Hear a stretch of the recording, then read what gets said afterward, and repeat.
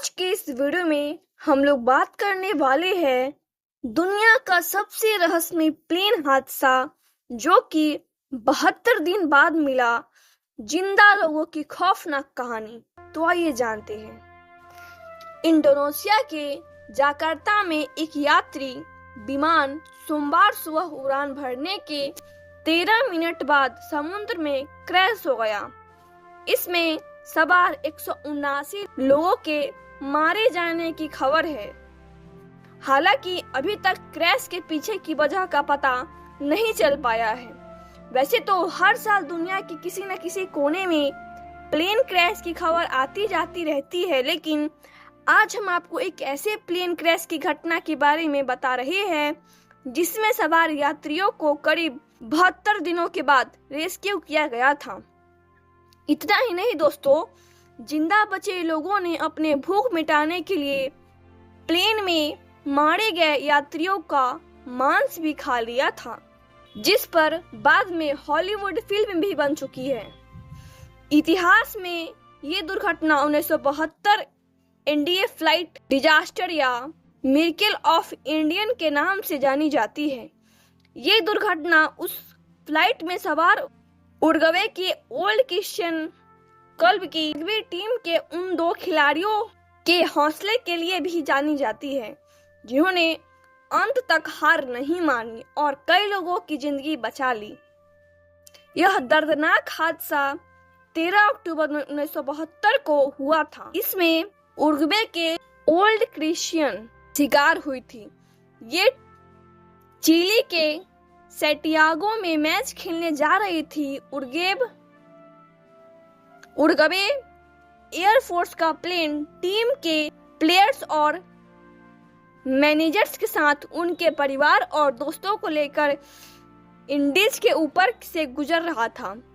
Plane में कुल 45 लोग सवार थे। उड़ान भरने के कुछ देर बाद ही मौसम खराब होने लगा था। एंडीज के सफेद बर्फीले पहाड़ों में पायलट को कुछ नजर नहीं आ रहा था। मौसम खराब था और पायलट को संभावित खतरा नजर आ रहा था। करीब 14,000 फीट की ऊंचाई पर न जाने क्या हुआ कि पायलट अपनी पोजीशन समझ नहीं पाया और इस झटके में प्लेन इंडजी पर्वत की एक चोटी से टकरा गया। तूफानी रफ्तार वाले प्लेन में एंडीज पर्वत से टकराते ही जोरदार धमाका हुआ। दूसरे ही पल धुंधकर जलता एंडजी पर्वत में गुम हो गया। यह भयानक हादसे में 18 लोगों की मौत हो गई। बाकी 27 लोग जैसे तैसे बच गए, लेकिन एंडीज की हार कंपा देने वाली बर्फ के बीच जिंदगी उनके लिए मौत से बदतर साबित हो रही थी। हादसे की जानकारी मिलते ही उरुग्वे की सरकार ने सक्रियता दिखाई और बचाव अभियान शुरू किया, लेकिन प्लेन का रंग सफेद होने के कारण बर्फ से ढके सफेद एंडजी पर उसे ढूंढना घास के ढेर में सुई ढूंढने के बराबर था। लगातार 10 दिनों तक असफलता हाथ लगने पर 11वें दिन बचाव अभियान बंद कर दिया गया।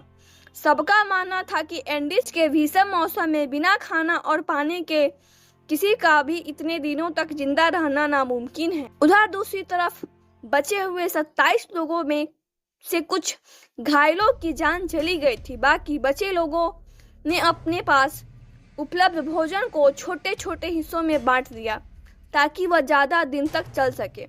पानी की कमी को दूर करने के लिए उन्होंने प्लेन में से एक ऐसे मेटल के टुकड़ों को निकाला जो धूप में बहुत जल्दी गर्म हो सके। फिर उस पर बर्फ रखकर उसे पिघलाकर पानी इकट्ठा करने लगे। इससे उनकी पानी की समस्या तो हल हो गई, पर कुछ दिनों बाद भोजन समाप्त हो गया था। भोजन खत्म होने के बाद बचे हुए लोग भूख से इस कदर परेशान हो चुके थे कि उन्होंने अपने साथियों की लाश के टुकड़े खाने शुरू कर दिए। एक झटके में आई मौत से बचे ये लोग अब असहनीयत अंत की ओर बढ़ रहे थे।